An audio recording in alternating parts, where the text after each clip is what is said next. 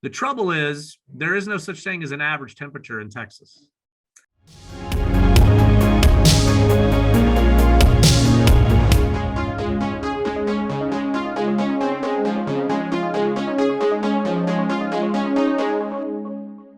What advice would you give to the state of Texas so that we don't have to go through the horrific situation we had in February of this year because of the winter storm? Yeah, plan better.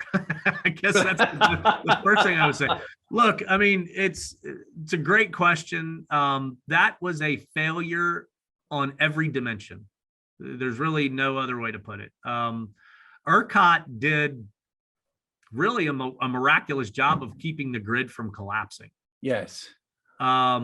That said, the outcome that we lived through is not acceptable. I mean, people lost their lives. It was miserable. Yes. Yes. And so it really comes down to, how do you develop a more resilient, a more hardened infrastructure? So the weatherization protocols that have been sort of brandied about and put into place, good steps forward.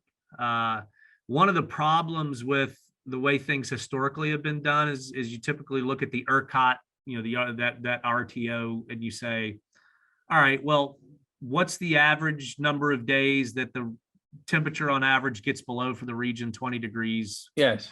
In any given year. And then you can say, all right, because that's when you run the risk of equipment failure. It's okay, you need to do X to make sure that doesn't happen. And it's a commercial sort of decision, right? Or a set of metrics that are used to make that advice. The trouble is, there is no such thing as an average temperature in Texas. So if you, tell me, I've lived here 30 years. So I'll give you an example. If you go back to 1950, and we've done this, and pull temperature data, hourly temperature data from January 1st, 1950, all the way through to the present. Yes. And some stations have complete records, some don't. But yes, in general, if you go back that far and you look at temperature records for Amarillo, yes, 12% of the time the temperature dives below 20 degrees. Mm-hmm. If I look at Brownsville, it's 0.01% of the time. Yes. Yes. So why would I apply? How do you prepare for 0.01? Yes. You shouldn't, right? Yeah. And what's remarkable is a lot of the new infrastructure that has been developed over the last 15 years. So this is wind and natural gas. Yes. Has largely been in the northern and western tiers of the state. Yes. So it's suspect to colder temperatures more frequently. Yes. But when it was built, it wasn't built with that in mind. And that ultimately is poor planning. It's a problem. And so the protocols to harden that infrastructure, to winterize it, are overdue, to be blunt.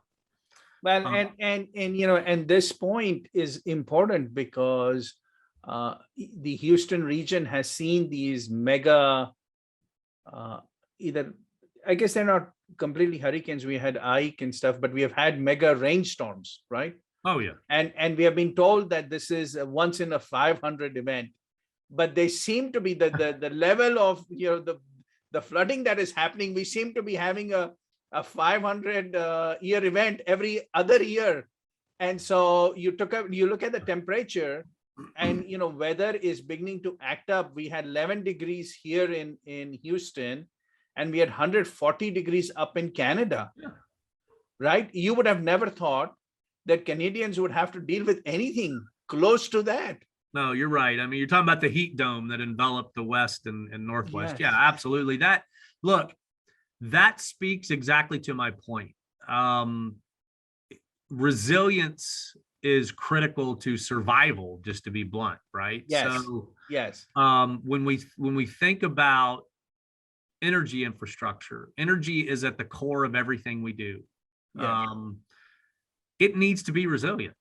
And that means it needs to be resilient to low probability of what a priori appear to be low probability events, because when they happen, you don't want them to catch you by surprise. And then you end up with, looking back saying, God, I wish I had done X, right? I mean, just X, because then you're going to be fine. So, building infrastructure that's resilient to these types of things is critical. It's got to be at the forefront of any discussion really about energy transitions and dealing with climate change and the calamities that could ensue. Because the one thing is definitely true is when a disaster happens, the last thing you want to see is there be no access to energy services, because then Yes. recovery is non-existent. Yes. Energy is national security. Energy is society security. Yeah, that's Everything exactly the depends point. on energy. And we as society, we as businesses, we as industries have to start focusing on that 0.01%, because that 0.01% now, because of the density of population that we have, has the potential for creating disaster. Yeah. No, I cannot. you're exactly right. I mean, I'll give you an example of where we've shown, I think, some remarkable resilience. And I know this might be controversial to some people, but if you think about the pandemic that we're trying to get out of, right? I mean, the Delta variant, of course, is making people hit pause, rightfully so. Yes. But society in general has shown remarkable flexibility, the ability to kind of isolate, work from home, flex into different modes of communication, thinking about how we're talking to each other right now, right? Yes. These are things that you would use to define resilient response. Yes. Right? Because yes, the world kind of shut down, but it didn't completely shut down. Yes. Which yes. is allowed certain welfare measures to be more successful than they otherwise would. Yes. Yes. So when you think about what we're living through right now, if anything, it should be giving us a really good indication of what's required, right? In terms of being resilient, being flexible. Yes. And that word flexible is critical, right? If you get to the energy discussion, if you get to a world where you only have one or two forms of energy that are out there because they're deemed to be the only ones that make sense from any given perspective, environmental perspective, whatever, then you're putting all your eggs in one basket. Yes. And we all know from business school, that's a horrible thing to do. So flexibility requires that you have diversification across your portfolio. So. Yes.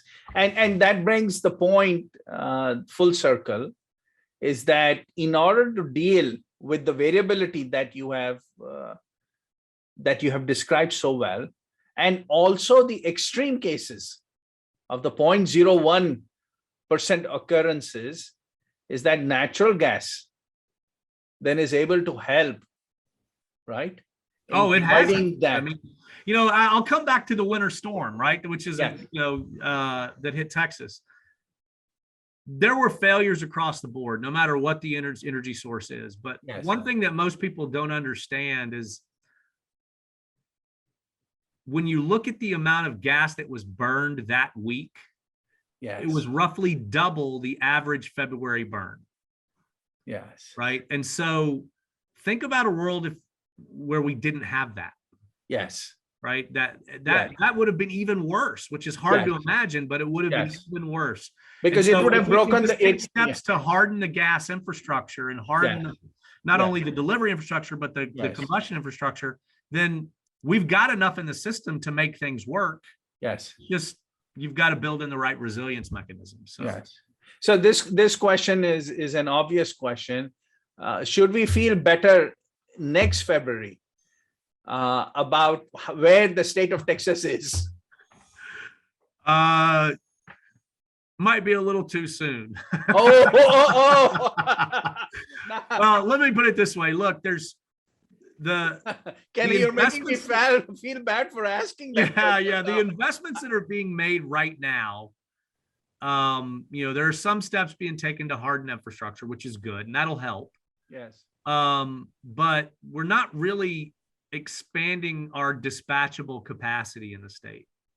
We're definitely seeing growth in like wind and solar and batteries, but we're not really seeing growth in other forms of generation. Yes. And what the kind of picture that paints is, if you see another February when you're normally going to have facilities down anyway, because it's an off month, right? So you could run a real risk if any of those non-dispatchable resources are not available, of the grid failing again.